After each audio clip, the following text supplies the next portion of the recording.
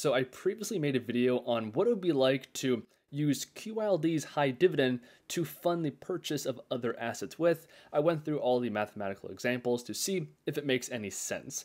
And this video is going to be an extension, an offshoot of that same basic idea. So if you haven't seen that video yet, go and watch it now. But these were some of the top comments I got in that video, and this one says the results are based on a rising bull market. How would they look in a flat or declining market? Because what I did is I used the 5-year CAGR to project out into the future.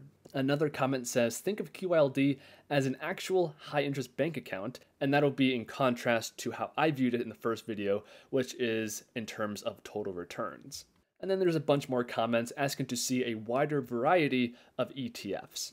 So I'm going to implement all that advice in this video. So this first simulation we're going to look at is assuming the market is flat. So it's going to isolate the yield from these assets and we can see the final value. In fact, we're going to be looking at the first year's payment, the value at the end of 1 year, and then we're going to adjust it for inflation. And that's all in a 1-year time frame. And we're going to do it again in a 10-year time frame.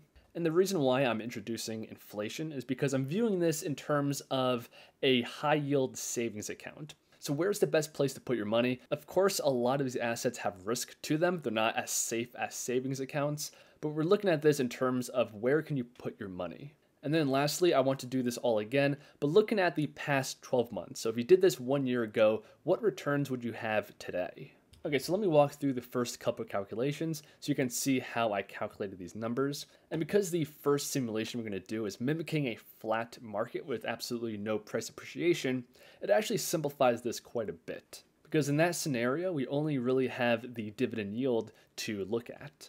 So as mentioned, the first asset is going to be a savings account. And right now, the average APY on a savings account is 0.04%. which is insanely low, and that's kind of the whole reason why we're looking for higher yielding assets. But to calculate this, I'm just going to put in 0.04% as the dividend yield. Savings accounts have no dividend growth associated with them, 0 price appreciation for all of these assets. We're going to begin with just 1 year of time and 10,000 bucks. So 10,000 bucks in a savings account would give you $4 in interest or a dividend and a final value of $10,004. So on the chart, it looks like this. You have a $4 payment, a value of $10,004. But when you adjust that for inflation, even though it's just 1 year, you actually only have $9,712 of buying power. And that's assuming that inflation is 3%, which I think right now is a pretty reasonable guesstimation. But I have to say, looking at the inflation adjusted measure, you lost $300 of buying power in just 1 year. You usually don't think of inflation as having an impact in such a short amount of time, but it does. Now, if we extrapolate this out to 10 years, you have a $4 payment each year, leaving you a final value of $10,040. Now, if you adjust that number for 10 years worth of inflation, you only have buying power of $7,470 after 10 years. So that's pretty awful, and it's exactly why we're doing this. We're trying to find a better place to put our money over longer periods of time. The next option we have is to use a stable coin which is pegged to the US dollar, so one coin is $1, and then depositing it into a service like BlockFi to then earn an APY on that asset. Keep in mind, this is not FDIC insured. Even though it's a stable coin, the way they generate these yields is by lending it out to other people, and so far it has worked flawlessly, but just keep that in mind, this is not risk-free. And when it comes to the APY, right now, if you have less than 40,000 USDC, you actually have an 8% interest rate on that, which is insane. But this number does fluctuate a lot between 7 and 8%. So for my calculations, I used a 7% interest rate. So come back to this calculator, we put in 7%. There's no expected increase in that over time. It's not a true dividend, and there's no share price appreciation of any kind. So that means in 1 year, we have $700 in interest payments, a final value of $10,700, and adjusted for inflation, we do beat inflation because inflation is only 3%, leaving us buying power of $10,388. So that's pretty solid, a huge improvement, and if we extrapolate that over 10 years, we would have an annual payment of $1,341 because I am allowing this to compound, and that's why the payment is going up. you would have a final value of $20,015, and adjusted for inflation after 10 years, that would have the buying power of $14,893. So now let's compare that versus the S&P 500. So putting your money into the market, and again, we're assuming that the market is flat, so there's no price appreciation for any of these assets. So the price appreciation doesn't matter because we're assuming it's flat or there's some kind of a correction in the middle of the year, something like that. The dividend data for the market is 1.28%, but here we have dividend growth. So the dividend does grow by 5% per year. So 1.28% dividend, and that is going to grow by 5% per year with zero share price appreciation expected.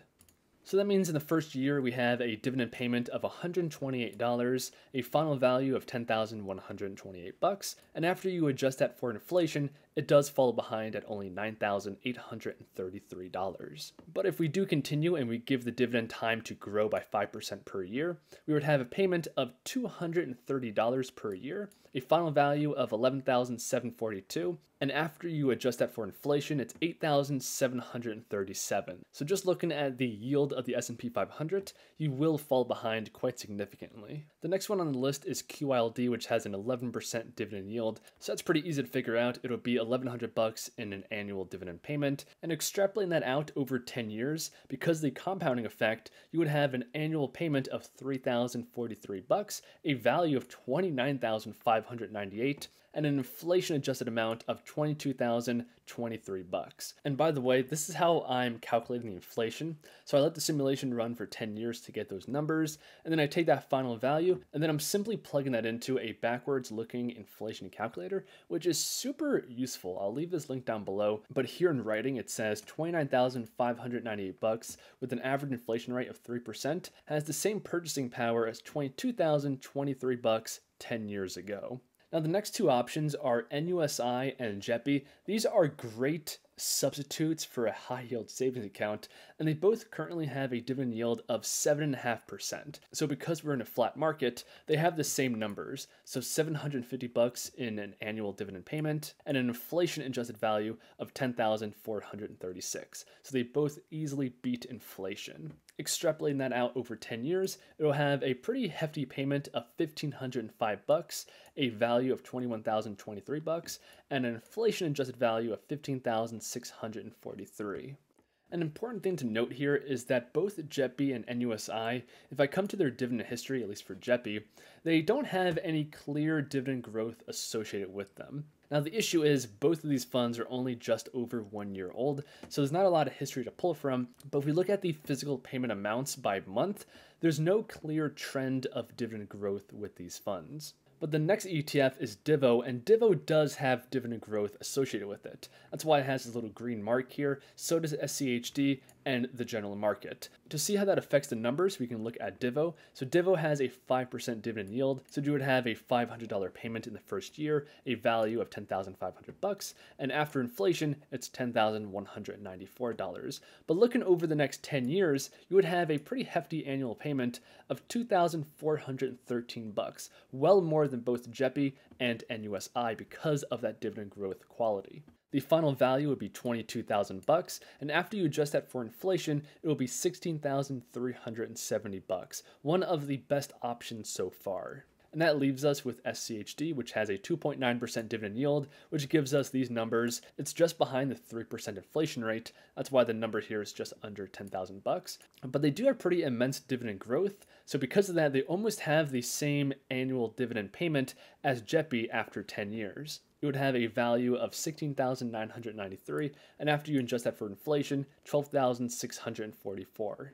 Okay, so taking a broad view of all this, what did we learn? So at the end of 10 years, assuming the market is flat during that whole time, which is highly unlikely, Qyld does have the highest end balance at $22,000 adjusted for inflation. And that's actually followed by Divo, which is only a 5% dividend yield, and that's because the dividend is growing over time. So it even beats out NUSI and jepi, which have a higher starting yield. Okay, so as mentioned, I want to do this one more time with some price change to the assets. Now, I originally wanted to look at a declining market and see what that would look like, but the issue I ran into is it's almost impossible to predict how much each individual ETF will go down in a bear market. The first issue is that jepi and NUSI are only about a year and a half old. But even putting that aside, if the market goes down, say 10%, it's impossible to say that, oh, Qyld will be down 15%, Divo is going to be down only 5%. It's impossible to make that prediction, and because of that, the results would be completely made up. So instead, what I'm going to simulate is just what happened over the past 12 months. So I'm going to simulate this. I'm putting in the past 1 year price appreciation, and I know the past 12 months, the price appreciation has been insane. In fact, the S&P 500 in the past 12 months went up 35%. So that's the number I'm going to use for all of these assets to simulate what it would look like in real life if you put your money in these assets 1 year ago. So let's go through this pretty quickly. So savings account is very easy because nothing changes. You still get that $4 of interest. And in that 1 year of time, if you adjust it for inflation, you have that same buying power of only $9,712. BlockFi is similar because these are stable coins, so nothing is going to change, and we have the same numbers as before. But now looking at the market, we have that same dividend payment in the first year, but we have some price appreciation, about 35% to be exact. So that leaves us an inflation-adjusted measure of $13,085 if you parked your money in the market 1 year ago. With Qyld, we have a final inflation-adjusted value of $11,557. Here, NUSI and jepi are different because, yes, the dividends are the same, but the price performance is drastically different in jepi's favor. So NUSI will have an inflation-adjusted balance of $11,525, and jepi is $11,965. Divo is actually shockingly similar to jepi, even though the dividend on the first year is a lot less, because Divo has better price appreciation, so the final inflation-adjusted value is almost identical at $11,966. And lastly, Schd, you would have a final value of $13,245. So finally, if you put your money into these assets 1 year ago, putting it into Schd would have actually been the best way to go, followed by the market. If you wanted the highest dividend payment, Qyld would have been the way to go. And if you wanted a solid blend of dividend payments and solid capital appreciation, then jepi and Divo are both two really solid options. So that's the video. I know it's very data intense, but hopefully now we have a better idea of, first, just how impactful inflation is, even over just 1 year of time. It's very significant, and because of that, it matters where you park your money. And here we can see, even in a flat market, what the results of putting your money with these assets would have been. So if you guys are still watching and enjoyed, definitely give the video a like, subscribe to the channel, all that YouTube stuff, and I'll see you in the next one.